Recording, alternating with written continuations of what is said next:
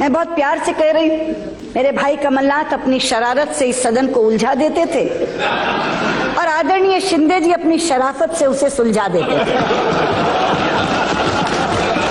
और इस शरारत और शराफत के बीच बैठी हुई सोनिया जी की मध्यस्थता, आदरणीय प्रधानमंत्री जी की सौम्यता, आपकी सहनशीलता और आडवाणी जी की न्यायप्रियता के कारण ये सदन चल सका। और आज के दिन मैं अपने पूर्व नेता सदन को भी याद करना चाहूंगी, आदरणीय प्रणब मुखर्जी को, लोकतांत्रिक संस्थाओं में जिनकी आस्था ने भी इस सदन को चलाने में बहुत कारगर भूमिका निभाई। ये इसलिए हुआ क्योंकि भारतीय लोकतंत्र के मूल में एक भाव है, और वो भाव क्या है? वो भाव ये है कि हम एक दूसरे के विरोधी हैं मगर शत्रु नहीं। और हम विरोध करते हैं विचारधारा के आधार पर, हम विरोध करते हैं नीतियों के आधार पर, हम विरोध करते हैं कार्यक्रमों के आधार पर। अलग अलग है, इख्तिलाफी विचारधारा है, अलग अलग नीतियां बनाती है सरकार, अलग अलग कार्यक्रम बनाती है, उस पर हम आलोचना करते हैं। वो आलोचना प्रखर भी होती है, लेकिन प्रखर से प्रखर आलोचना भी भारतीय लोकतंत्र में एक दूसरे के व्यक्तिगत संबंधों में आड़े नहीं आती। भाजपा संसदीय दल के अध्यक्ष के रूप में आडवाणी जी से मैं मार्गदर्शन लेने जाती थी।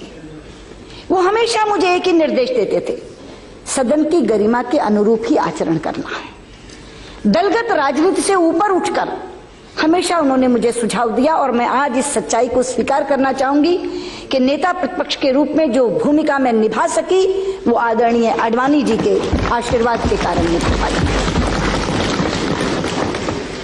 अध्यक्ष जी, अब हम चुनाव में जा रहे हैं।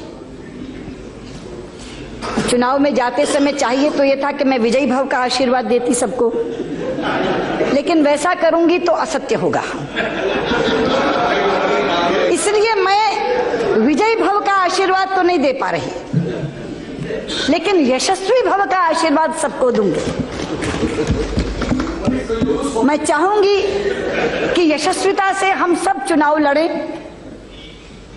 और आपकी तो मैं कायल हूं जिस बात को वासुदेव जी ने आज सार्वजनिक रूप से कहा, मैंने निजी रूप में बहुत बार आपसे कहा है कि आपका स्वभाव और उस स्वभाव में क्रोध का ना आना इस सदन को चलाने में सबसे ज्यादा योगदान रखता है।